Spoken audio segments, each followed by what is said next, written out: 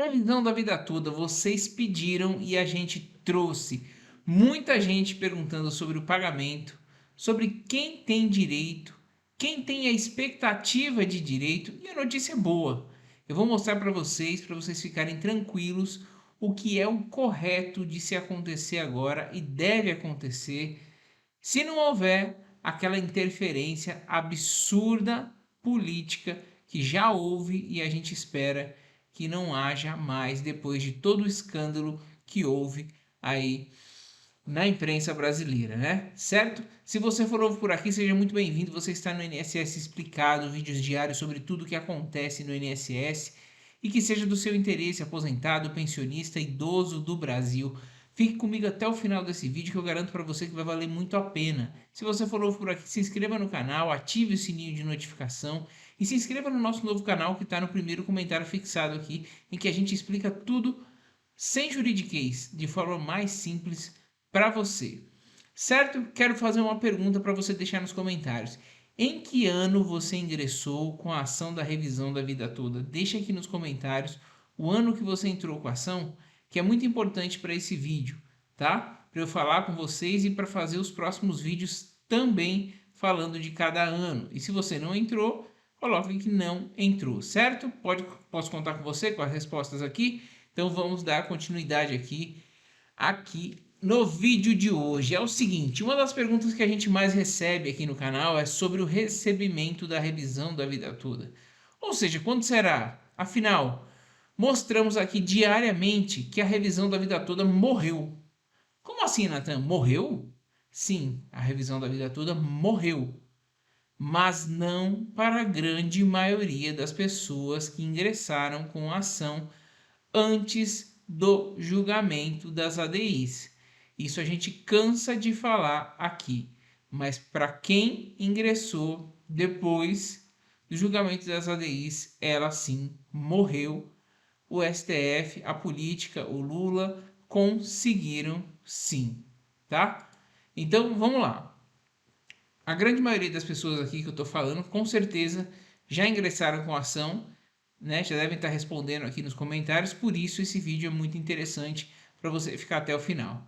Primeiro, se a revisão da vida toda realmente, se for confirmada, se for feita a vontade de Barroso de enterrar de vez a revisão da vida toda, ele não vai ter um caminho tão fácil, tá? Seja ela quando for pautada, assim como ele teve nas ADIs, porque na revisão da vida toda, nos embargos de declaração, ele não vai poder contar com o voto do ministro Flávio Dino e também do ministro Cristiano Zanin.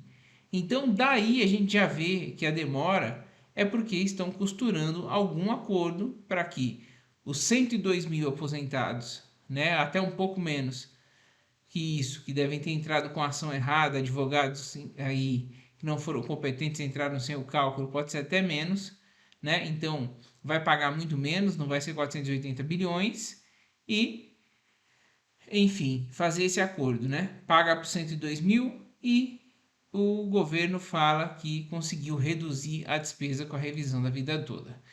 Vejam que já são 2 votos a menos. Nunes Marques ficou em cima do muro na votação das ADIs.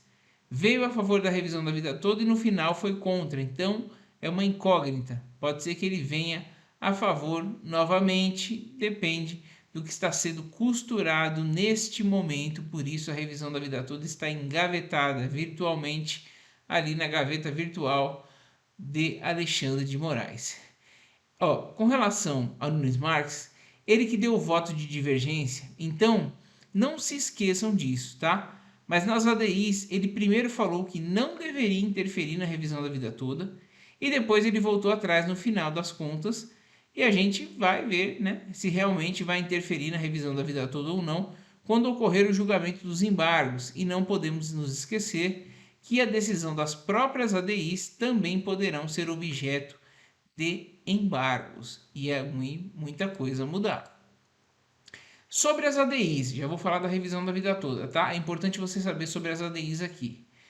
Quem pode embargar na ADI? Muita gente falou do PDT, do Ciro Gomes, do próprio PT, que é um legitimado, porque foram os 2 partidos que entraram com essas ADIs, Então eles são legitimados para recorrer, mas não vai recorrer, né? Vamos combinar que o PT não vai recorrer. O Lula não tem interesse nenhum, o governo não tem interesse nenhum, a AGU não tem interesse nenhum. Então não vão recorrer. Afinal, é contra o interesse do Partido dos Trabalhadores. Falando em português claro, infelizmente o julgamento é totalmente político. E eu estou falando, analisando nesse contexto. Afinal, é o que temos para hoje. Outro legitimado seria o presidente do PDT. Mas adivinha quem é? O presidente do PDT é Carlos Lupe, atual ministro da Previdência. E que apesar de estar demonstrando total apoio à revisão da vida toda, aos aposentados e pensionistas, dificilmente ele iria contra a vontade do presidente da República, hoje, né? Ainda que isso lhe fortaleceria muito perante os aposentados e pensionistas para uma próxima eleição. Por isso eu acredito que haverá uma costura para pagar para esses 102 mil aposentados que entraram dentro do prazo, ou seja, eles não vão perder os votos, né? E vão pagar para os 102 mil e ainda vão falar que economizaram, que era 4 bilhões, mas eles conseguiram reduzir muito a despesa. Estão entendendo como vai estar sendo a novela aqui por dentro? Voltando aos embargos de declaração da revisão da vida toda, presta atenção, esses têm por objetivo suprir omissão, contradição, erro material ou obscuridade, ok? Foi isso que a AGU entrou. E nesse ponto, o que pode haver a modulação do efeito para proteger o direito adquirido, tá? Então ela não é só prejudicial, ela pode proteger sim o direito adquirido. Mas como assim direito adquirido? Vou explicar para vocês. Quero aqui que vocês entendam a diferença da expectativa de direito e do direito adquirido. E aí vocês vão entender no final se vocês têm direito ou não. Direito adquirido, presta atenção. Como o nome sugere, é o que já se incorporou definitivamente ao patrimônio e ou à personalidade do sujeito de direito. Em outros termos, o direito torna-se adquirido por consequência concreta e direta da norma jurídica ou pela ocorrência em conexão com a imputação normativa de fato idôneo que gera a incorporação ao patrimônio e ou a personalidade do sujeito. Diz respeito, portanto, a uma ocorrência real e concreta diante da norma jurídica vigente em dado momento histórico. Tá difícil? Eu vou explicar já, calma aí. Esse direito adquirido, uma vez incorporado ao patrimônio e ou à personalidade, não pode ser atingido por nova norma jurídica, certo? Vou dar um exemplo aqui para vocês.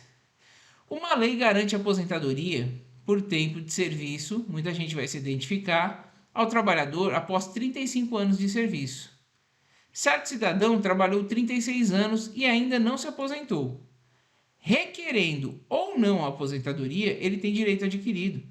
Ele tem direito adquirido de se aposentar, pois já se verificou concretamente a hipótese legal para a aquisição do direito, o trabalho exercido por 35 anos. Inclusive, ele tem um ano até a mais, certo? Ele só não pediu, mas ele tem o direito adquirido.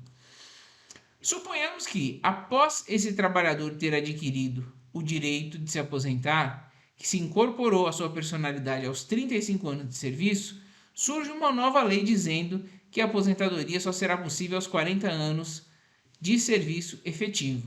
Nesse caso, não seria atingido pela nova lei.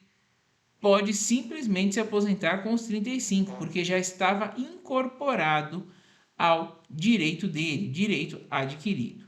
Todavia, uma coisa é o direito adquirido, outra diferente é a expectativa de direito. Olha só, esta é uma mera possibilidade de aquisição de direito que, dependendo da implementação de certas circunstâncias, ainda não se consumou. A expectativa, por mais legítima que possa ser, não tem garantia contra a nova lei. Tomemos como exemplo, já citado, com a lei permitindo que o trabalhador se aposente após 35 anos de serviço. Mesmo exemplo. Suponhamos agora, diferente, que o empregado tenha prestado serviço por 34 anos. Dir-se-á, ele ainda não pode aposentar-se, pois só terá direito adquirido de fazê-lo um ano depois, ou seja, com 35 anos de trabalho. Digamos que surja nesse interregno, nesse período, né, entre ele completar 34 até os 35, de um ano, né, que lhe falta uma nova lei que estipula a concessão da aposentadoria após 40 anos de serviço efetivo. Nesse caso, tal trabalhador não poderá aposentar-se. Ele ainda não tinha direito adquirido quando surgiu a nova lei, mas tão somente a expectativa do direito. Deu para entender, pessoal? Por que eu estou dizendo isso? Eu vou trazer isso para a revisão da vida toda agora. De fato, o evento pode ser doloroso, mas a verdade é que esse trabalhador não tem proteção contra a nova lei. E é por isso que, em casos de alterações de leis desse tipo, aposentadoria adquirida por tempo de serviço, a boa técnica manda que se coloque a lei nova em vigor somente após alguns anos ou que a lei nova assegure certos direitos proporcionais, por exemplo, para aqueles que ainda estavam na expectativa, que são as regras de transição. Essa é, pois, a nua e crua situação jurídica do Brasil. Dito isso, vamos voltar à revisão da vida toda. Quando você entrou com a ação, você provavelmente entrou depois de dezembro de 2019, certo?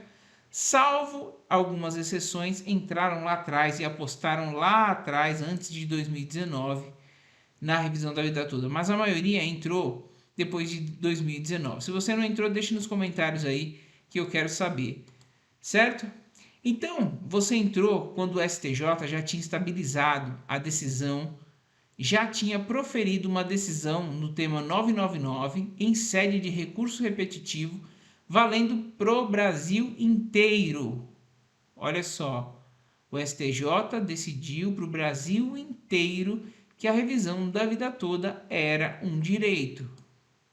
Então, quando você entrou, você não entrou se aventurando, você não entrou com uma expectativa de direito, você entrou acreditando nesse direito adquirido, porque afinal o STJ havia julgado de forma unânime a favor dos aposentados.